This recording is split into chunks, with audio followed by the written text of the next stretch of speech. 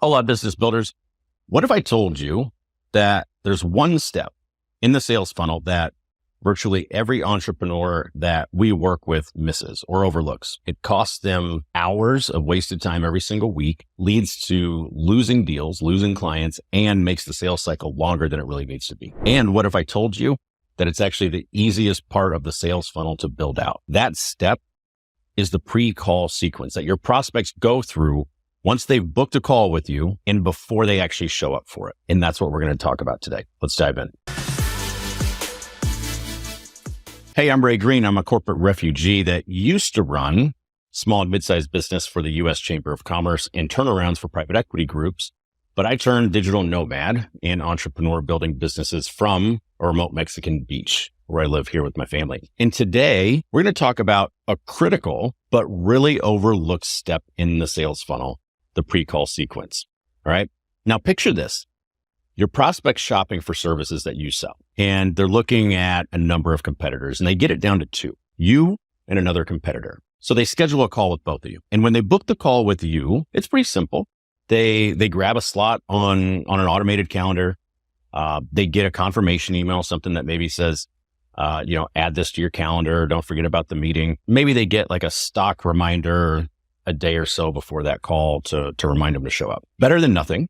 But when they book with your competitor, it's a completely different experience, because when they book, the first thing that happens is they get asked some questions, some relevant, good questions that make them think about their business. And the questions are geared around the situation that they're in, a couple questions about the business, obviously, what they're looking to accomplish on the actual call, right? So they answer those questions, takes a minute or two, then they book the call. And as soon as they book it on the calendar, they get directed to a thank you page, redirected automatically. This thank you page has a few resources on it. The first one is the nice video from, the person that they're going to be talking to, or the founder of the company or the CEO, something like that.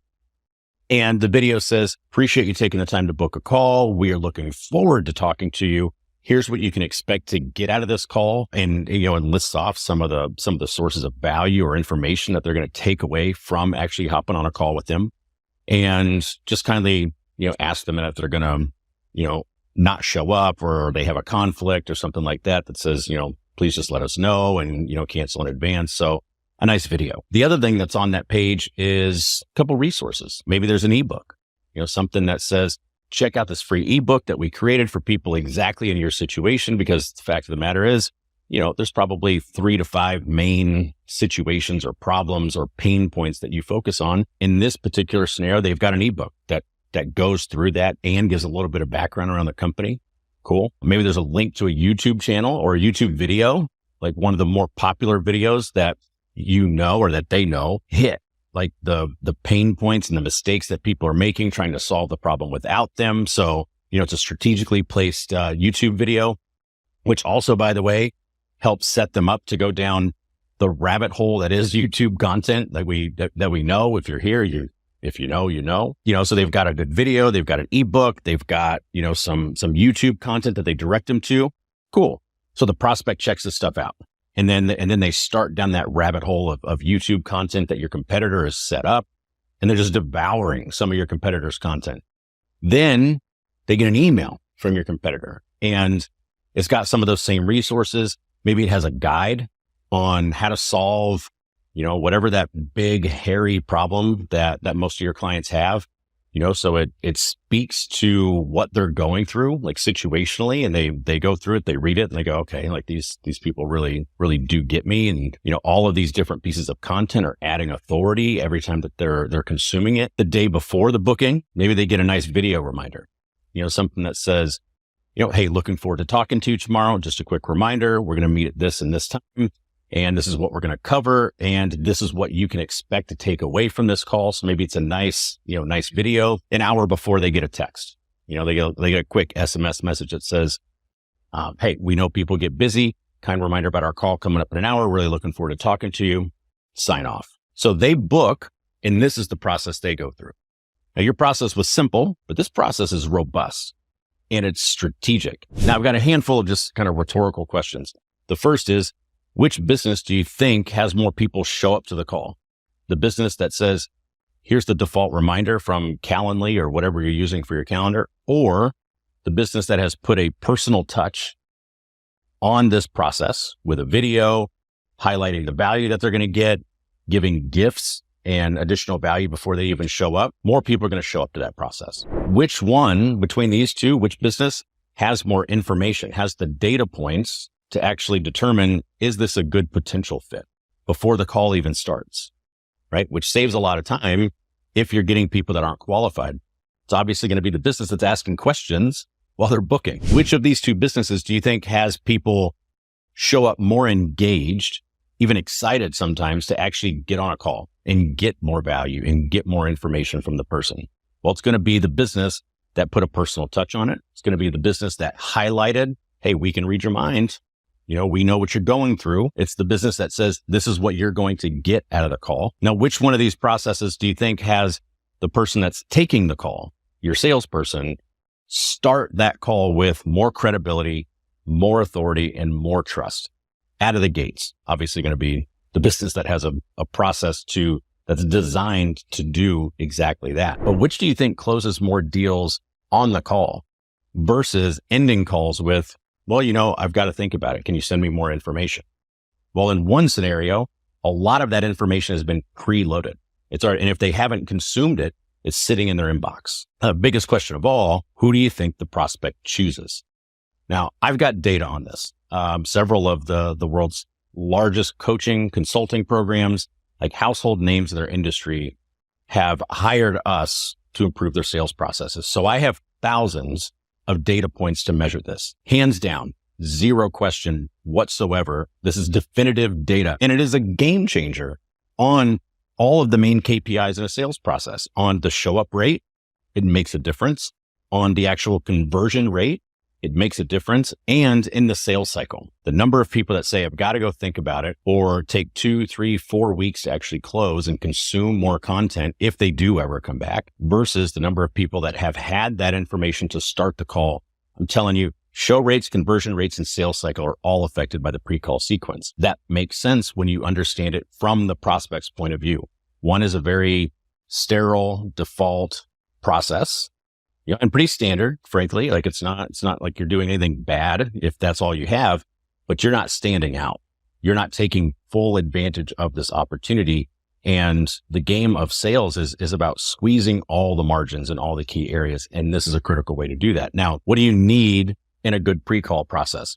You need the right amount of assets, right? You need the right amount of content, the right amount of material. You don't want to go overboard. This isn't necessarily a case where you just throw anything and everything at the wall and like, hey, I hope some of this sticks. Should be by design. So you need the right amount of assets and material to get going without going overboard.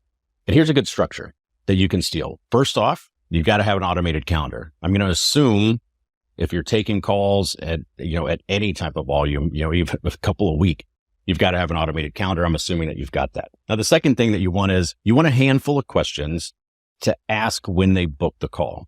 And this is a little bit of friction, but it's intentional.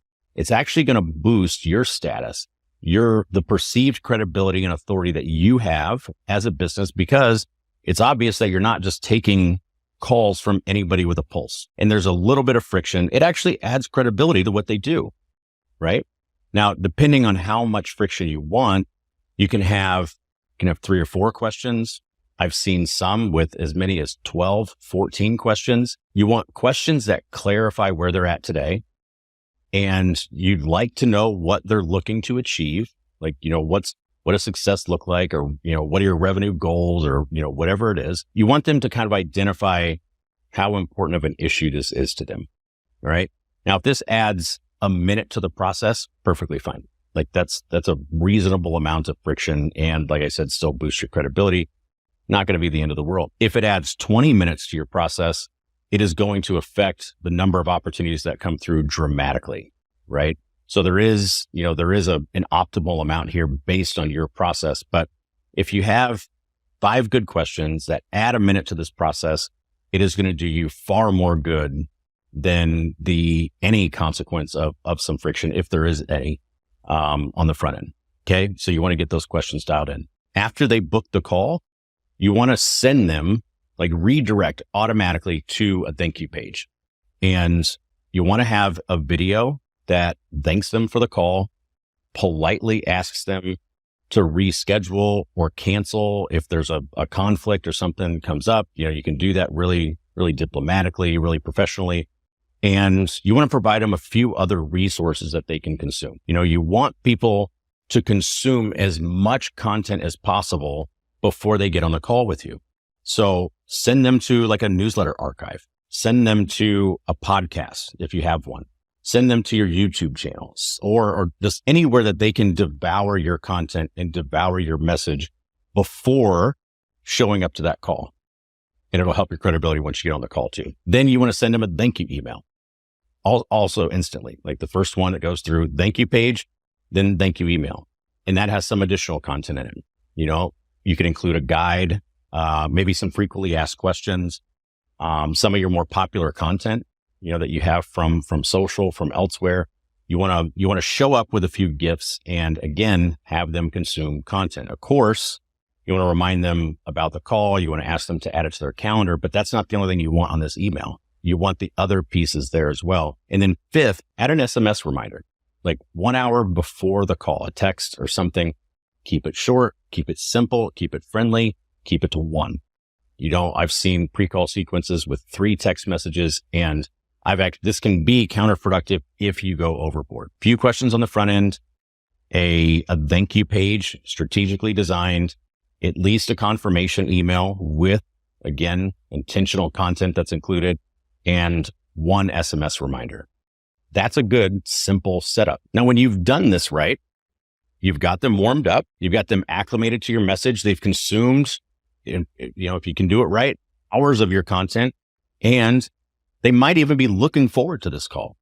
Now, you've also got information to help qualify them so that you're not wasting time on calls with people that out of the gates are not going to be a good fit. And you can also use that information to make the call more valuable. You can tailor the call based on what you've seen in the questions and the answers to the questions that you asked. And you've told them they're going to get value from this thing. That's how you're going to add some value. Now, all of this is going to get more people to your calls. It's going to have them show up more engaged, and it's going to help whoever is selling close more deals and close them more quickly on the call. Hey, thanks for watching this video on pre-call sequences and how to optimize your sales funnel. If you like this, jump into this one. I think you'll like it.